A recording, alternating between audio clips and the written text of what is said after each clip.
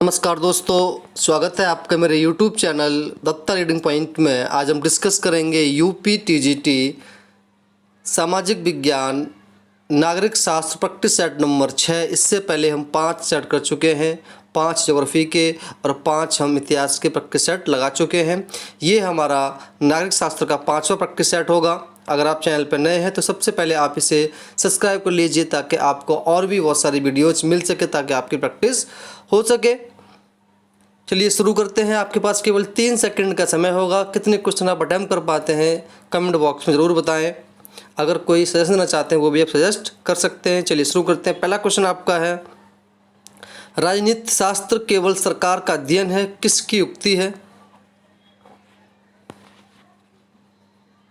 तो सही आंसर हो जाएगा ऑप्शन नंबर बी, लीकॉक। यानी कि लीकॉक के शब्दों में राजनीति सरकार के संबंधित विद्या है, ऐसा उन्होंने कहा है।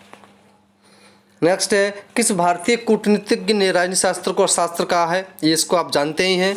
इसका सही आंसर हो जाएगा चाणक्य। नेक्स्ट है, राजनीति शास्त्र मानव के किस पक्ष को संचालित करता है?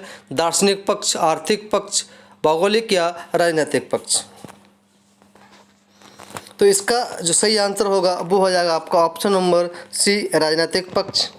अगर हम यह बात करें, गटल ने स्पष्ट कर दिया है कि राजनीति शास्त्र अतीतकालीन, आधुनिक एवं भावी स्वरूप का राजनीतिक संगठन का, राजनीतिक कार्यक्रम का, राजनीतिक संस्थाओं, राजनीतिक विचारधाराओं का अध्ययन करता है। इसलिए इसका सही आंसर हो जाएगा राजनीतिक पक्ष। नेक्स्ट है, राजनीति शास्त्र की मान्यताओं को व्यवहारवादी क्रांति ने कब आंदोलित किया?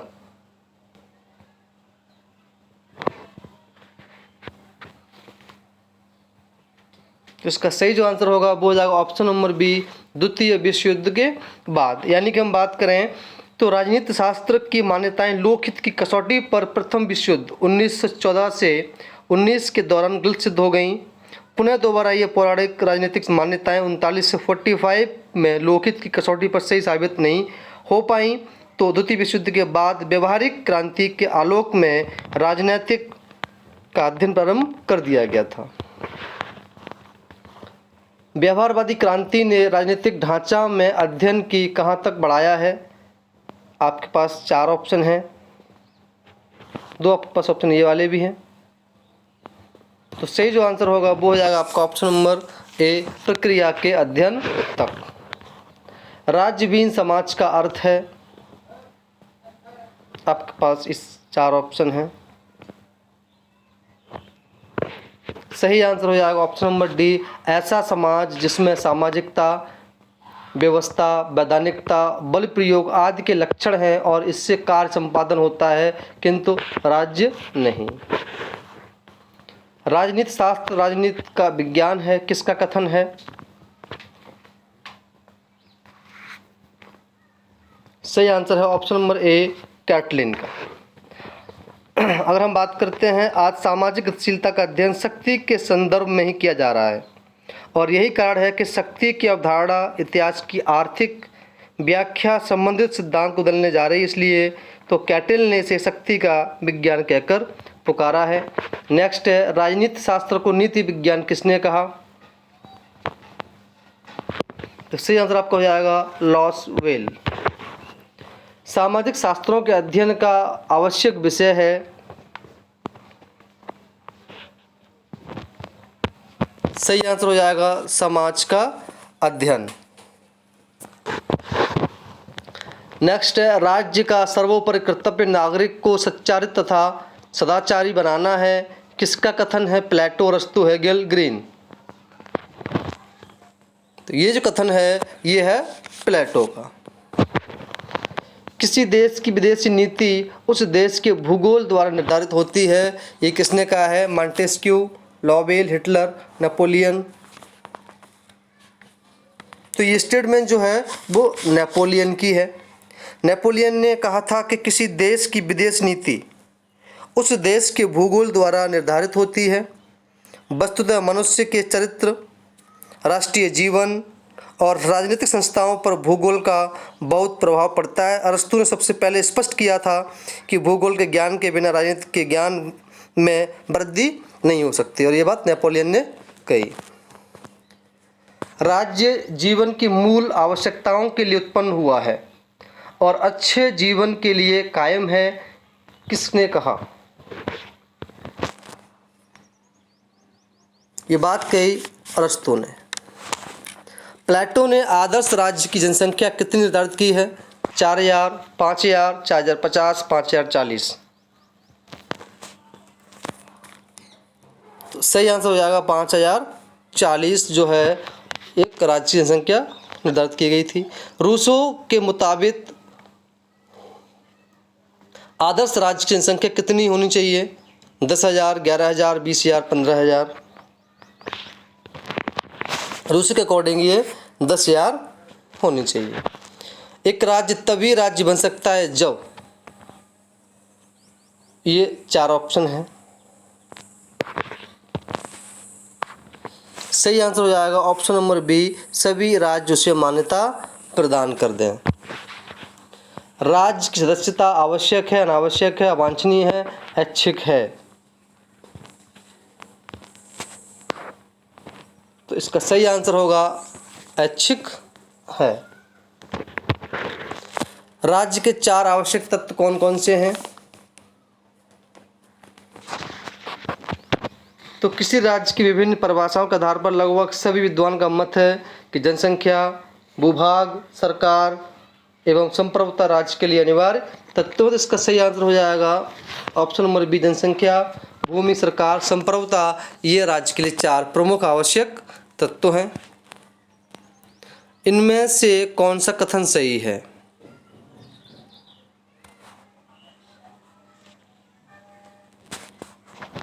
सही आंसर ऑप्शन नंबर ए, व्यक्ति को राज्य के प्रति वफादार रहना पड़ता है। नेक्स्ट है, अरस्तु के अनुसार राज्य एक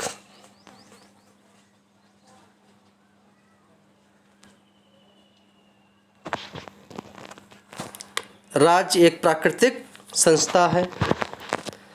राज्य की भूमि के अंतर्गत शामिल हैं जमीन, भूमि, नदी, पहाड़, भूमि क्षेत्र, जल भूमि और समुद्र। तो सही आंसर आ जाएगा भूमि, क्षेत्रीय और नव।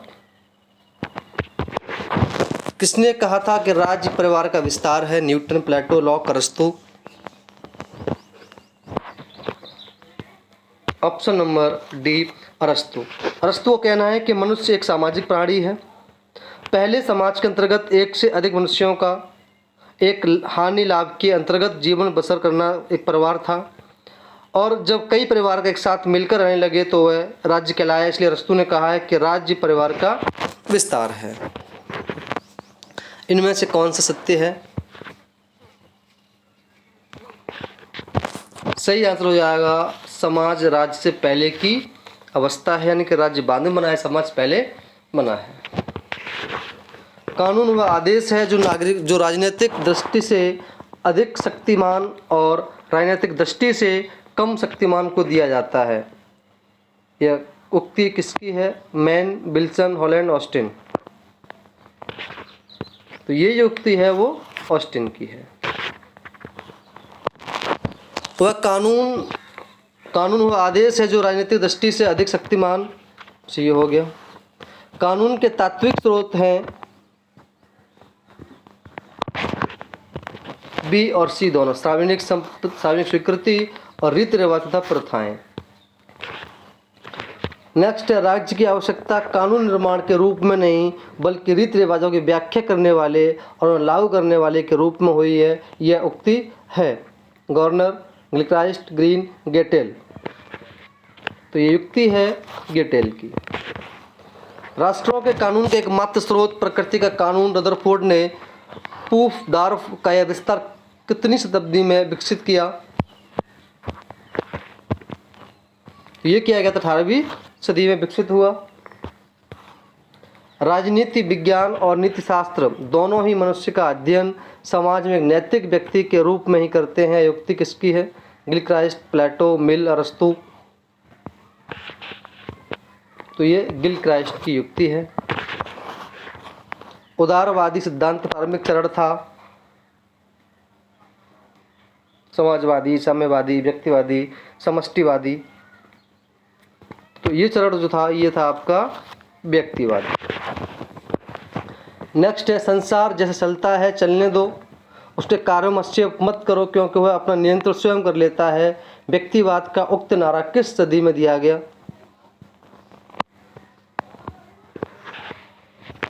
ये दिया गया 18वीं सदी में। व्यक्ति का अपने ऊपर, अपने शरीर और मस्तिष्क के ऊपर पूरा अधिकार है, ऐसा किसने कहा है? ग्लिक्राइस्ट, हीगे, लॉक, मिल। तो ऐसा ये जेएस मिल ने कहा है। क्रांतिकारी रजकतावादियों में किसका नाम सर्वोपरि है? बाकुनिन, क्रेपोटकिन, टॉल्स्टॉय या कोई नहीं? तो ये जो है वो है बाकुनिन। राज्य के भीतर सब कुछ, राज्य के बाहर कुछ नहीं, राज्य के विरुद्ध कुछ भी नहीं, ये कथन किसका है? Hitler, Bismarck, Napoleon, Mussolini. ये कथन है मुसोलिनी का। प्रजातंत्र जनता का, जनता के द्वारा, जनता के लिए शासन है, ये किसकी परिभाषा है? इसको सभी जानते हैं क्योंकि आपने बहुत पहले पढ़ा है। अब्राहम लिंकन ने कहा है जनता का शासन जनता द्वारा, जनता के लिए ही शासन कहलाता है। यह किसने कहा कि लोकतंत्र में प्रत्येक व्यक्ति की भागीदारी होती है? Rice, governor, Lincoln, Seeley. तो ये जो बात कही है वो सीले द्वारा की गई है। लोकतंत्र का उदय हुआ ये उदय हुआ स्वेच्छाकारी सरकार की प्रतिक्रिया के फलस्वरूप। निम्नलिखित में कौन प्रत्यक्ष लोकतंत्र से संबंधित नहीं है? दबाव समूह, आरंभन, मिंडे, जनमत संग्रह। दबाव समूह। रिपब्लिक नामक ग्रंथ का लेखक कौन है? कौटिल्य, प्लेटो, ऑक, सुकरात। तो सही जो आंसर होगा वो हो जाएगा प्लेटो। सामान्य इच्छा की अवधारणा किसने दी? हॉब्स, रूसो, हीगे, लॉक। तो ये रूसो द्वारा दी गई थी। किस वाद में, अर्थनीति में, व्यक्तिवाद, समाजवाद और आदर्शवाद का समन्वय है? समष्टिवाद में, प्रत्यक्षवाद में, उपयोगितावाद में, गांधीवाद में। सही आंसर हो जाएगा ऑप्शन नंबर डी, गांधीवाद। प्रेम कभी कोई मांग नहीं करता, वह हमेशा देता है। प्रेम हमेशा कष्ट उठाता है, वह कभी बदला नहीं लेता। यह किसने लिखा है? ये लिखा है महात्मा गांधी जी ने। शक्ति पृथक्करण सिद्धांत के प्रतिपादक कौन थे? Garner, Montesquieu, Gettell, Machiavelli.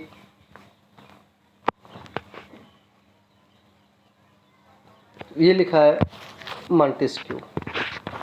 Montesquieu ने किस पुस्तक में शक्ति पृथक्करण सिद्धांत का प्रतिपादन किया?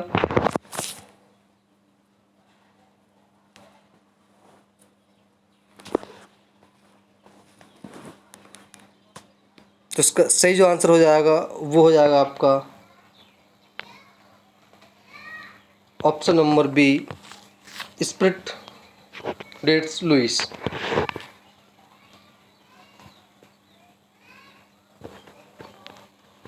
नेक्स्ट क्वेश्चन है मॉन्टेस्क्यू किसका समकालीन था? जेम्स प्रथम, लुई 12वें, विक्टोरिया, लुई 14वें। तो ये समकालीन थे लुई 14वें के। दो या दो से अधिक व्यक्तियों की निर्णायकता अंतःक्रिया कहाँ होती है? धर्म, जातीयता, राजनीति, संस्कृति में।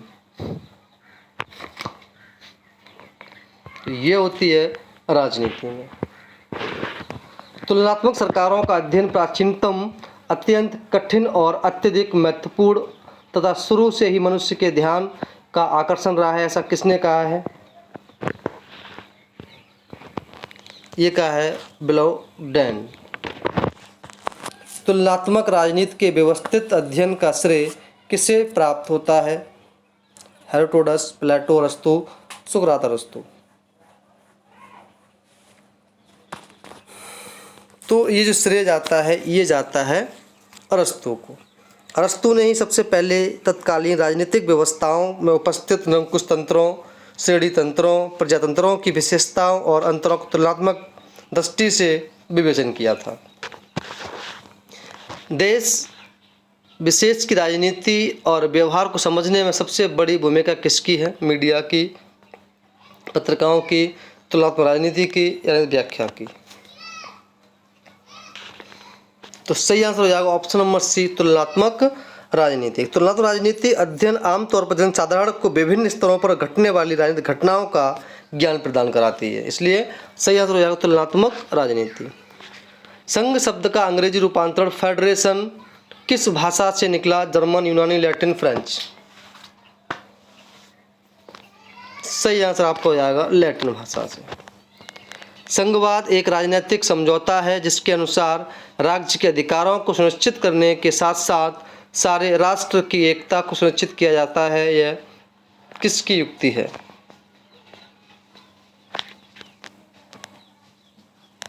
सही आंसर है डाइसी।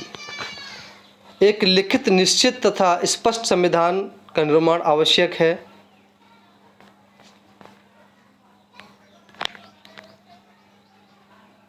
किसके लिए? संघात्मक राज्य के लिए। किसके लिए? संघात्मक राज्य के लिए, क्योंकि संघात्मक राज्य विभिन्न राज्यों के बीच समझौता का परिणाम है। इसमें केंद्र तथा इकाई राज्यों के बीच शक्तियों का स्पष्ट विभाजन, उनके अधिकार क्षेत्र व कृतियों का उल्लेख किया जाता है। किस तरह की सरकार में व्यवस्थापिकाएं एवं परामर्शदायी संस्था मात्र हैं? निरंकुश राजतंत्र, अध्यक्षात्मक, अधिनायक तंत्र, नौकरशाही। सही आंसर हो जाएगा ऑप्शन नंबर सी, निरंकुश राजतंत्र। निरपेक्ष दृष्टि से विधायिका की शक्तियों में वृद्धि हुई है किंतु कार्यपालिका के मुकाबले उसकी शक्तियां अवश्य कम हुई हैं। यह कथन किसने दिया? केसी हीयर साहब ने। विश्व का सबसे शक्तिशाली द्वितीय सदन है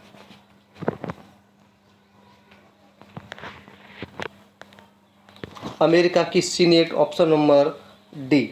अमेरिका सीनेट विश्व की उच्च सदनों में अधिक सफल संस्था रही है और अमेरिकी राजनीतिक व्यवस्था में तो यह विशिष्ट रूप से सफल रही है। कार्यकारिणी वह धुरी है जिसके चारों ओर राज्य का वास्तविक प्रशासन तंत्र घूमता है। कथन किसका है? कथन है गिलक्राइस्ट। क्राउन वैधानिक रूप से सम्राट की प्रभुशक्तियों, असाधारण अधिकारों, सामान्य अधिकारों का भंडार है। किसने कहा है? मुनरो, जिंग, फाइनर, एमोस। ये कहा है सर मॉरिस एमोस। कहाँ राष्ट्रपति के उम्मीदवारों का चयन राजनीतिक दलों के राष्ट्रीय सम्मेलनों द्वारा किया जाता है? भारत, फ्रांस, चीन, यूएसए। सही आंसर हो जाएगा संयुक्त राज्य अमेरिका।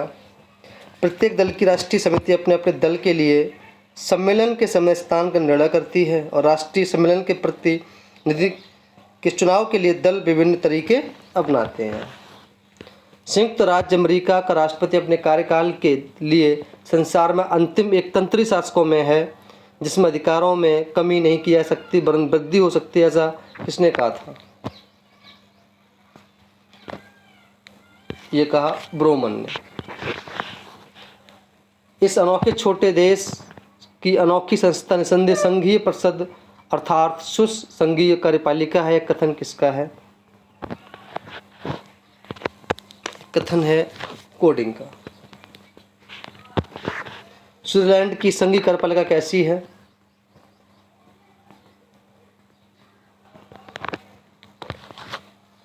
ऑप्शन नंबर सी, संसदात्मक एवं अध्यक्षात्मक का सम्मिश्रण। स्विस संघीय कार्यपालिका में संसदात्मक कार्यपालिका एवं अध्यक्षात्मक कार्यपालिका के समान और विपरीत दोनों लक्षण पाए जाते हैं। इसमें ब्रिटिश मंत्रिमंडल के बारे में, मंत्रिमंडल का वो पिंड जिसके चारों ओर पिंड घूमते हैं, किसने कहा था? ये कहा ग्लैडस्टोन द्वारा। किसी देश में प्रधानमंत्री पद की उत्पत्ति प्रथाओं के द्वारा हुई है? जापान, नेपाल, भारत और ब्रिटेन। तो ये जो हुई है ये हुई है ब्रिटेन में। दोस्तों ये था आपका सेट नंबर 5। अगर कोई मिस्टेक बाई मिस्टेक क्वेश्चन गलत हो गया हो तो आप उसे कमेंट बॉक्स में ज़रूर बताएं, उसको सही कर दें। धन्यवाद।